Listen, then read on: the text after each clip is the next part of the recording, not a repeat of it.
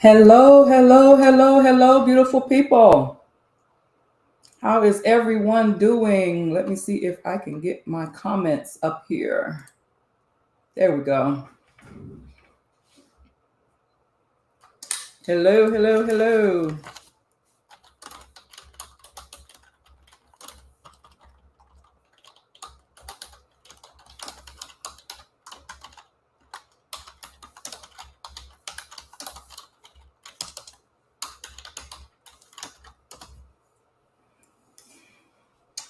Hello, hello, hello. Let me know who's listening, who's tuning in.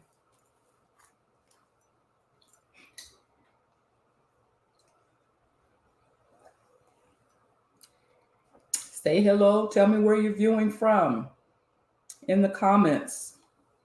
Get started here shortly.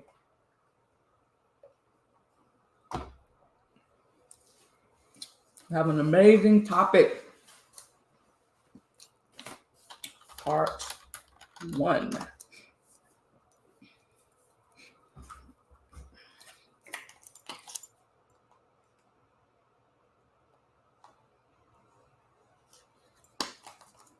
Hello, hello, hello.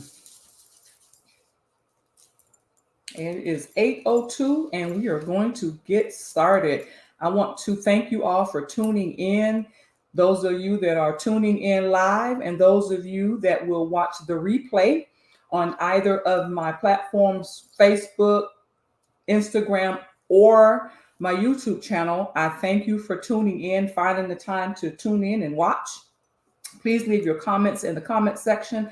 I love the comments. I leave my posts up on my pages for anyone to go back and see and follow. The topics are just amazing, amazing, amazing. So again, thank you all for tuning in to PC Ministries Freedom Friday, where we deal with what you feel from the inside out. Tonight's topic is a good one. Tonight's topic is My Trauma Speaks, Part 1.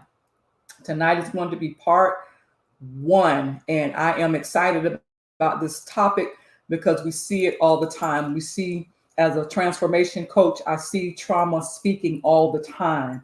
And I'm sure my therapy friends and my counselor friends out there and some parents and friends and all of that can see trauma speaking. You can see something coming out of a person in their actions. And sometimes that person is not even aware of their actions or why they are responding and reacting to things the way they do. I have this saying that I say, you don't know you're wrong when you think you're right. So some people are not even aware of that their actions is coming from a source of trauma. The way we respond could be from a source of trauma. The way we react could be from a source of trauma, could be trauma related that's producing the act. So tonight we want to get into My Trauma Speaks. My trauma is speaking. Is my trauma speaking on my behalf and I am not aware of it? You can put all of that however you want to say it. You can say it however you want to say it. But tonight's topic is My Trauma Speaks. And this is not to condemn anyone. This is just informational to give us something to think about as we go throughout our daily lives. As we're all in this era of self-care, we're trying to be better women, men, people in general. And we're just trying to heal on the inside out, heal from certain things and just be better people. So that's what tonight is all about. And it's just to help us deal with what we feel from the inside out. So tonight's topic is My Trauma Speaks. Trauma, the definition that I'm going to use for trauma for this segment is trauma is a deeply distressing or disturbing experience. Something we come in with, something we've come into contact with, something we've observed, something that we've undergone. That's what trauma is. It's something that was deeply distressing or disturbing. It's an experience.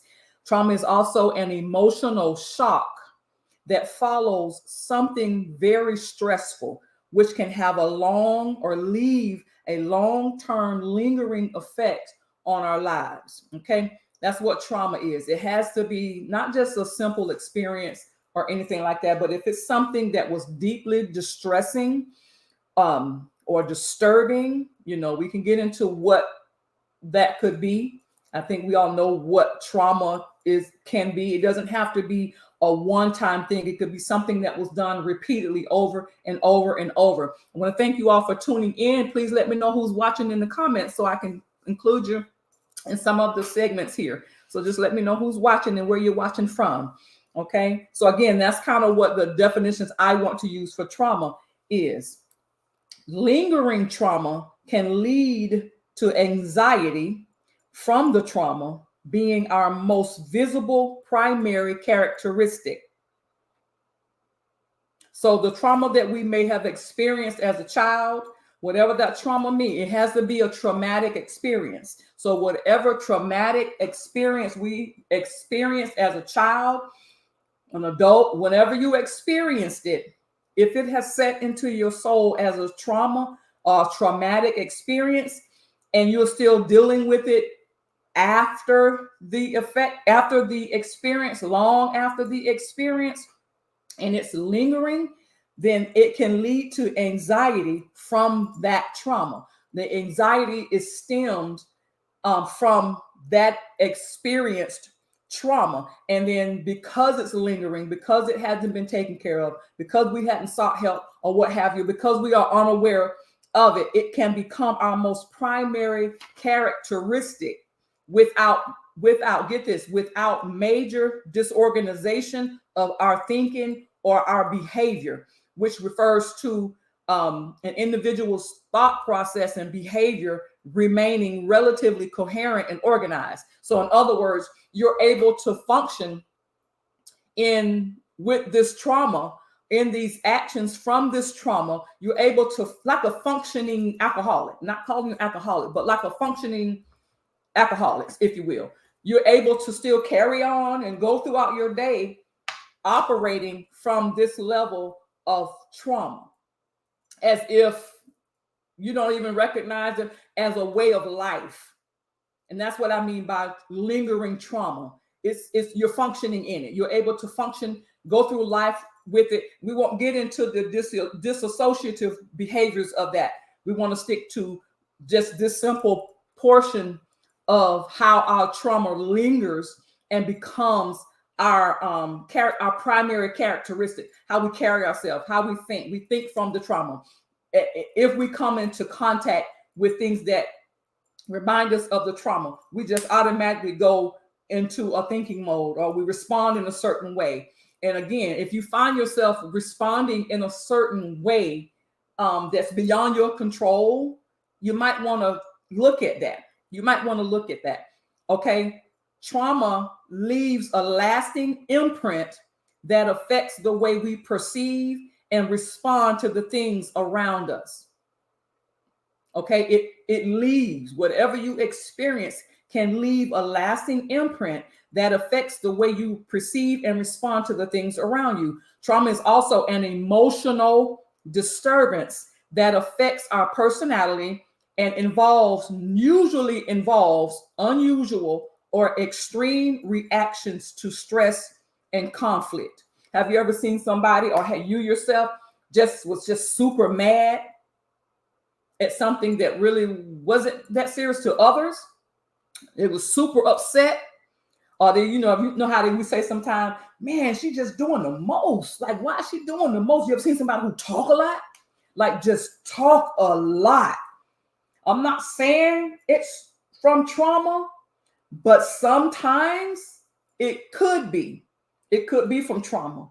Okay, when people are doing the most and it's like they can't control themselves, that could be coming from a traumatic experience that's causing them to act that way. You ever seen someone who's just gets super mad at the simplest of things to others? They could be responding from a place of a traumatic experience. Now, I say all this to say, find yourself. If your trauma is speaking for you, if my trauma was speaking for me, I would want to know, because that's not me speaking. I am not my trauma. Like I am not what happened to me. That is not who I am. I am not my traumatic experience. That's not who I am. So a lot of times we go through those traumatic experiences and we become the experience. We relive it over and over because we have not sought help. We are not even aware that we're responding from that place. Okay, so sometimes that's what we're dealing with as people. So when you see those people that are acting just out and it's like, wow, she's doing the most, or she always just extra, or it could be anything. They could be responding from that place. So tonight in part one, I want to talk about impressions, like impressions and stamp, how trauma impresses itself on our soul, impresses itself on our mind and in our heart. Okay, we're talking about our trauma speaking on our behalf, unwarranted. Because I'm sure if we've gone through traumatic experiences, I don't want that experience to speak for me. It wasn't a pleasurable experience. Trauma is never pleasurable. Trauma hurts. Trauma it binds. So traumatic experiences are never pleasurable. They're not fun. So I don't want that speaking for me. So if it is indeed speaking for me and I am not aware, I would like to know so I can get the therapy, the coaching, prayer, deliverance, whatever it is I have to get to not allow myself to be used that way. Because the trauma is, if it's speaking for you, it's using you. And it's not a true depiction of who you really are.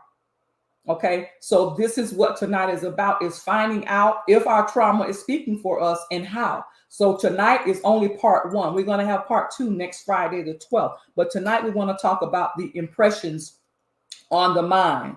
The impression on the mind is a mark impressed in the mind by something using pressure. Now, I know we all think to impress is to cause somebody to admire or respect you. So when you know how they say first impressions are always real, or when I met that person and she or he really impressed me with the way they dress, the way they talk, the way they look. We're not talking about that type of impress, okay? Although it has a role to play in it. We're not talking about that type of impress, the beauty and the personality. We're not talking about that. I'm talking about the type of impression that is pressed into our mind by something using pressure. Traumatic experiences is pressure, and it impresses on our mind to think and see and to hear a certain way. That's what a traumatic experience does to our life. It makes us think and hear from a certain place. Hey, babe, it makes us think and hear from that place because that experience was so traumatic that it was pressed into our mind, that it was pressed into our heart. And just think, if we went through a traumatic experience, just say at 4, 5, 6 years old, and we're well into our 30s and 40s and 50s, that thing has been pressed into your heart and your soul and your mind for years. So you could be acting out, responding, thinking, seeing from that traumatic experience as it pertains to anything that reminds you of that experience.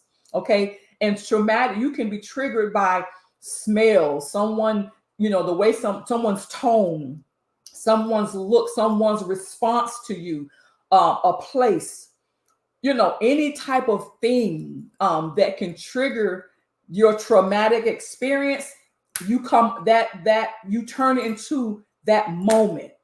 And that's what tonight is about. We want to see if our trauma that we have experienced is speaking for us. So to impress means to affect someone's mind or feelings strongly or deeply. It can also mean to produce a clear idea or image of something in someone's mind. Impressions form our way of thinking and feeling and opinions without conscious thought. So when we experience trauma, because of the severity of the trauma that it could have been, i.e., betrayal, hurt, disappointment, rejection is a major form of trauma. Fear feeds trauma. When we experience those type of traumatic experiences, they impress upon our mind, especially if it was done at a young age and there was no support, no nurturing, nothing there for you to get help, and you've grown up with this. And just say the trauma was done to you repeatedly. It wasn't a one-time thing. It was over and over and over for a year. You know how, and I hate to say, but you know how some people, men and women, boys and girls that have been raped or molested over years, I think it's been done to them over and over and over, just inflicting traumatic experience after traumatic experience for years. And now you are an adult dealing with these demons, dealing with these feelings, dealing with these impressions that have been put in your heart, in your soul, in your mind, and you're stuck in this place that something or whatever it is that reminds you of that traumatic experience, it's like your reactions, your thoughts, your mind, your responses, they're just on autopilot. So when you come into contact with anything that reminds you of that traumatic experience, you just go into autopilot of wherever the enemy wants to take you in that trauma. And that begins speaking for you. You could have someone at work that reminds you of a traumatic experience. So you can't even get along with that person. It has nothing to do with that person. It has everything to do with your experience. Some of you have been molested as a child and now you're married. And if your husband or your wife touches you in a certain way or puts on a certain cologne or a certain action or whatever, it just triggers you and it sends you into this autopilot response. It has nothing to do with your mate or your person. It has everything to do with the experience. And in that moment, it's in that moment that your trauma begins to speak for you. It's in those moments. So if you find yourself, let me look at my notes. If you find yourself responding, reacting in ways that you see, and hopefully this here will cause you to pay attention to your actions, pay attention to your thoughts, pay attention to your responses, and yourself in general. Pay attention to it so you can see if that is coming from that place. Like the Bible tells us in Psalms 51, God desires truth in our inward parts.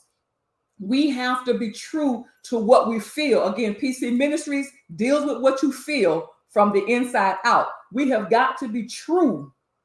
We have got to be honest with what's going on in the side on the inside of us. Things happen to us, happens to us as children that are out of our control, that we're not responsible for because we were children. But that doesn't mean it didn't happen to us. It doesn't mean that those things, we didn't experience things that we weren't supposed to experience. It happens to most of us. It happens to the best of us. It happens to all of us pretty much. But as an adult with these types of teachings, these types of lives, God is giving you an opportunity to learn. Say you don't know because you don't know, but God always has a ram in the bush. God is going to always bring something your way to try to get your attention. God is faithful like that. God is faithful like that. He's going to send something your way to get your attention. So tonight, I just hope that you pay attention to your actions. Pay attention to your inner thoughts. Pay attention to your envy. Pay attention to when you feel rejected. Pay attention to your bitterness. Pay attention to your fear. Pay attention to your insecurities. Pay attention to when you just feel a certain way about something on the inside of you. Pay attention to that. And you want to seek God with that so God can show you and reveal to you if that you are responding like that or feeling that from a place of trauma. Okay? You want to search that out, because you deserve to live the abundant life that God gave his son for. And your trauma speaking for you is the enemy speaking for you. See, God, the enemy's job 10 is to steal, kill, and to destroy. And he starts by setting up the trauma. The enemy is behind all of that. And that's how he impresses on our minds the things that take us so far away from God's original intent for our life. This, you living in trauma, you living behind trauma, trauma dictating your actions and your mind and your beliefs, that is not God's intent for your life. It is not. It is not. It is not, whether you know it or not. The Bible says fools perish for the lack of knowledge. We can no longer just allow ourselves to remain in ignorance. And ignorance is not a bad thing. It can be, but the ignorance I'm talking about is just you don't want to know, or you just not know. Ignorance is almost like the lack of knowledge. You have no knowledge. So it doesn't have to be a bad thing. Sometimes people, like I said earlier, people may not even be aware that their trauma is reacting. Their trauma is speaking through their slide remarks. Their trauma is speaking through their criticism. Their trauma is speaking through their invasive language, their aggressive attitudes, their moods. Your trauma is speaking through your moods. Your trauma is dictating all of that. All of that. And we may not be aware of that. So I pray tonight that you become aware of what you got going on. What you got going on, so your trauma won't speak for you, because that is not a true depiction of who you are. It is not who God made you. That is not your trauma speaking for you on your behalf. That's not God's intent for your life. Okay? So what is impressed or stamped in your mind, on your mind? What has your thoughts and actions on autopilot when it comes to certain things, dealing with certain things, seeing certain things, being in contact with certain things, whatever it could be? You have to ask yourself that, because I can't answer that for you. I can't ask, but what has the enemy stamped on your mind? What traumatic experience that you're holding on to, not intentionally, but that has you so locked up that it speaks for you when you come into contact with certain things? Ask yourself that question. What hurt, what harm, what betrayal, what disappointment, what rejection is impressed or stamped on your mind or in your heart? What did someone do to you that caused you so much distress, that hurt you so bad that the sight of that person or anything that reminds you of the situation sends you off into a mood that you can't control, or it causes you to act in a certain way? Have anybody ever acted a certain way, and while they were doing it, I know I have, and while you were doing it, you're literally talking to yourself like, girl, why are you acting like this? Like, why are you doing it?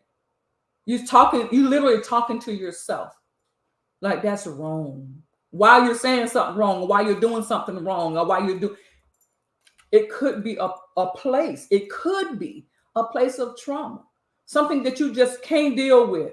Why can't you deal with it? You need to ask yourself that question, because it could be from a place of trauma. Sometimes we trauma goes into an escape where we don't even try to remember it.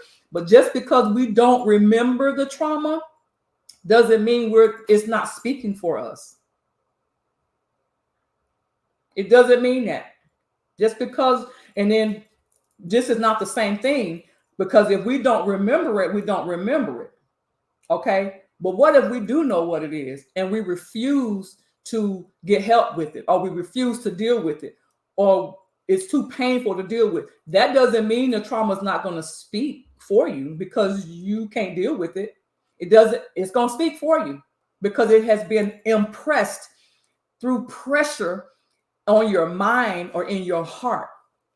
Okay, it's formed the way you think, or feel about whatever the experience was. Okay? That's what it is. I want to give you the definition I want to use for stamp. Again, what is impressed or stamped in your mind? We're talking about your trauma speaking for you. Okay? What hurt, harm, betrayal, disappointment, or rejection is impressed or stamped on your mind? Stamp. I know we think of a stamp that we put on a piece of mail, but this stamp that I'm talking about means to crush, to flatten, or remove with a heavy blow. It means to impress or engrave a pattern or mark upon you. Hey, Prophetess Shay, that's what to stamp means. To stamp means to impress. I mean, we talked about impress with pressure. To engrave a pattern or a mark upon you. That's what our traumatic experience does. That's what the enemy wants the traumatic experience to do, to impress upon your mind, to stamp in your heart and your mind so deep and so with so much pressure that it causes you to react and respond from that place, meaning you're not whole. You're not who God has created you to be. You can't be, because you can't get from under this impression, this stamp. Your trauma does not have the right to speak for you. It does not. It does not have the authority to speak for you. But because we are not aware of it, because we refuse to deal with it, we give it permission to speak for us. It's tight, but it's right.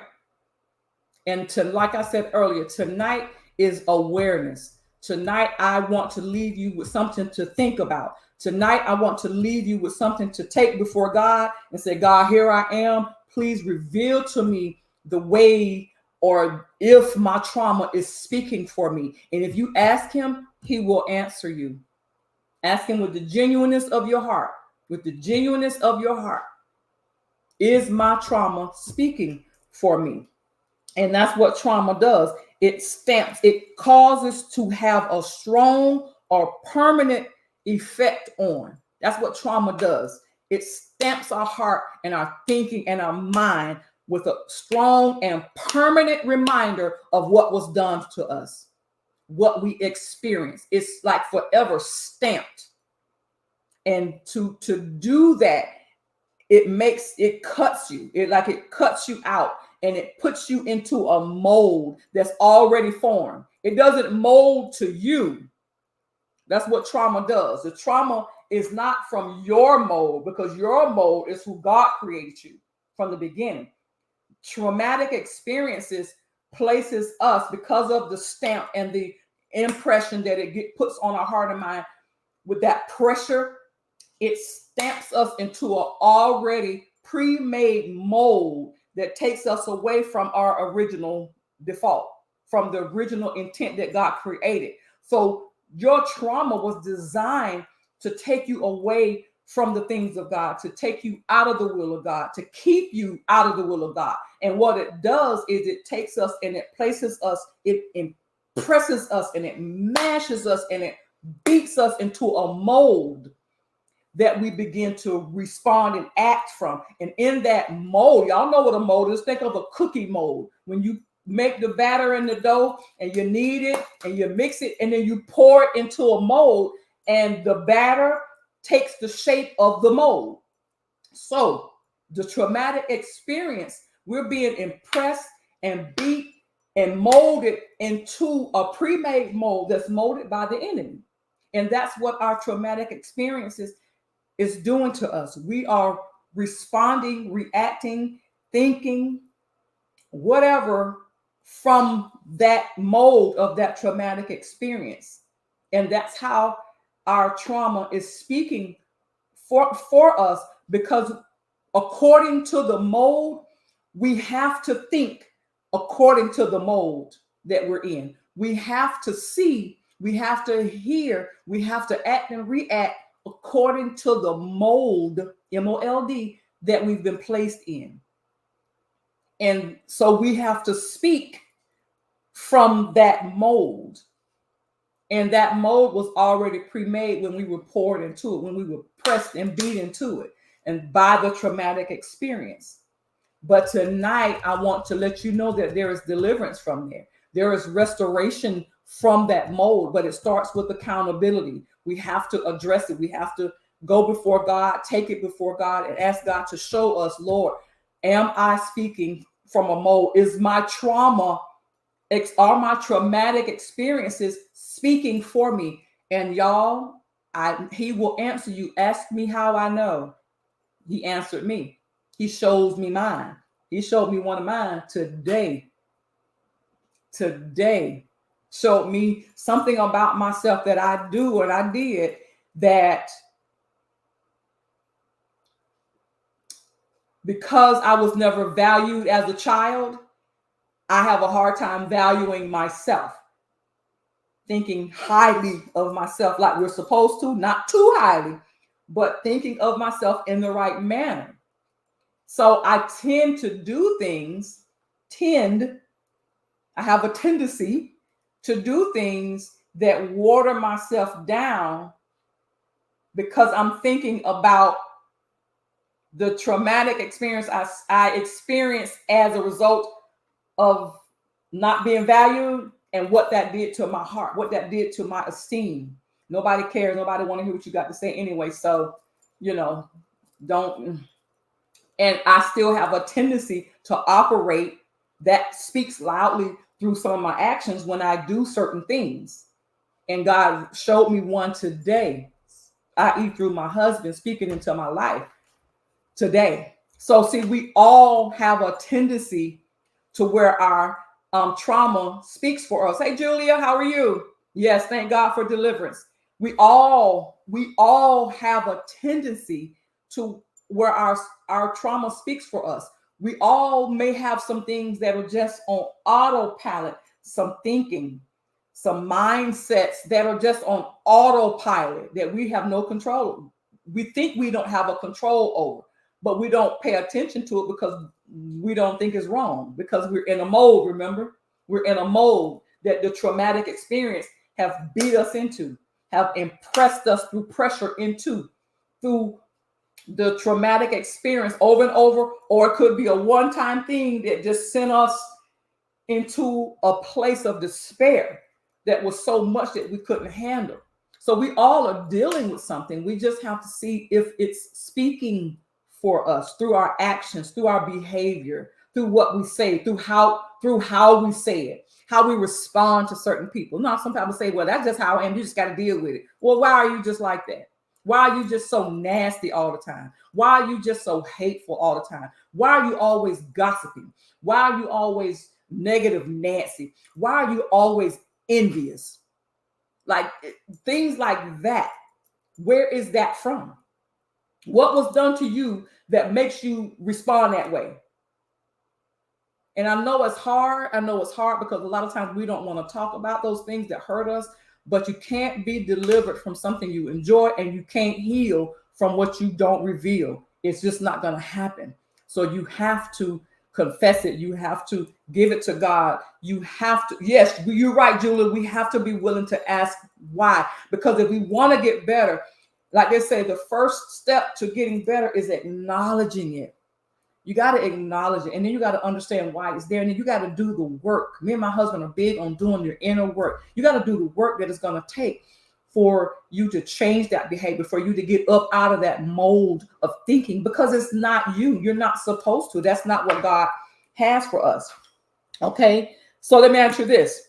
Now that we understand what impress mean and how our traumatic experiences are stamped on our heart and our mind, does letting go of any of the above issues, hurt, harm, betrayal, disappointment, rejection, past relationships, divorce, grief, family members, whatever it could be, does letting go of any of that give you anxiety or make you cry or alter your mood or your attitude? Ask yourself why. If you ever find yourself just getting angry and mad at simple things, sometimes some people say, I just couldn't control myself. Why couldn't you control yourself? Always ask yourself why. and you ask yourself why again. You're going to talk yourself right down to the answer. You're going to talk yourself right down. Sometimes I do that to myself. I talk myself right to silence because I'm like, whoa, that originated with me. That started back when I was 12, when I went to blah, blah, blah, blah, blah, and blah. See, if you keep going down your own rabbit hole and seek ye first the kingdom of God and ask God to ask you why, Lord, reveal to me areas in my life that my trauma is speaking for me, he'll do it. He'll do it. If you find yourself dealing with persistent fear or having persistent, uncontrollable thoughts, outbursts, anger, unsolicited remarks, responses, or anxieties in certain situations, in certain arenas, and certain surroundings, your trauma may be speaking, responding, or reacting for you. So you have to pay attention to those things. Occasional difficulty expressing your thoughts and emotions is normal. So I'm not talking about regular things. I'm talking about the uncontrolled, the unsolicited. You know what they are. You know what they are. You know when you're wrong. We all adults. You know when you're wrong. You know when something ain't right. Okay, you know. It's those things right there. It could indicate trauma if you have those unsolicited remarks or uncontrollable things. It's okay to seek professional help if you have any of these disruptive thinking, actions, or communication. I'm a transformation coach. I help you deal with what you feel from the inside out. Honestly, like accountability is my main thing in my coaching. So I am a transformation coach. If you need help getting to the bottom of your trauma, seek me out. Okay. Don't be afraid to seek therapy, counseling. Okay. Talk to a pastor. You have to talk to somebody that's going to help you get to the bottom of this if you cannot do it yourself. And a lot of times we can't do it ourselves. That's why we need help. It is okay to seek help. There's nothing wrong with that. Anxiety is exactly what it is, and that is not what we're supposed to be dealing with. The Bible tells us to think on, I need to look at that scripture. It tells us to think on whatsoever is pure, whatsoever is holy, whatsoever is good report. I think it's Philippians 2:14, I believe. I'm not sure. But it's in Philippians. You have to think on those things, but we have to acknowledge that we have these issues. We have to acknowledge and be aware that my trauma could be speaking for me. And if that's you tonight, I encourage you to go before the throne of God, go before the face of God, and ask God to reveal to you what areas your trauma may be speaking for you. A lot of times it's speaking and we're not aware, but those around us are. Okay. So again, tonight was My Trauma Speaks, part 1, where we talked about the impressions that our traumatic experience leaves on our hearts and our minds, our souls. Okay. We're going to go into part 2 next Friday night, July the 12th, where we're going to talk about the triggers of our traumatic experiences. Okay. So set your reminder for next Friday night, July the 12th. I think it's July the 12th at 8 p.m. I'll be right here, same time, same space. Share the video. I would love to hear your comments. I would love to hear what God says to you if you feel like you want to share that with me. But I know something I said tonight is going to impress upon your mind to do some research, do your own inner healing journey, and ask God, is my trauma speaking for me? So you guys have a beautiful Friday. The rest of your Friday, have an even better weekend. Be safe out there. And I thank you all for tuning in. I will see you all. Okay. Thank you, Julia. See you next week. Please share the video. Let somebody know that, hey, that girl over there on that PCMinistries platform is doing some teaching, because we all want to be better. We all want to be who God has called us to be. Okay. So thank you all for tuning in. I will see y'all next Friday, July the 12th at 8 p.m. And also August the 31st, I am having a self-care workshop in Cocoa, August the 31st. Tickets, the early bird tickets are in tomorrow. Early bird tickets are $10. After tomorrow, they go to $25 per person. Okay, so just set your calendar for August the 31st. I would love to see you there. It's an interactive workshop on self-care. All righty. Thank y'all for tuning in. I'll see y'all next Friday.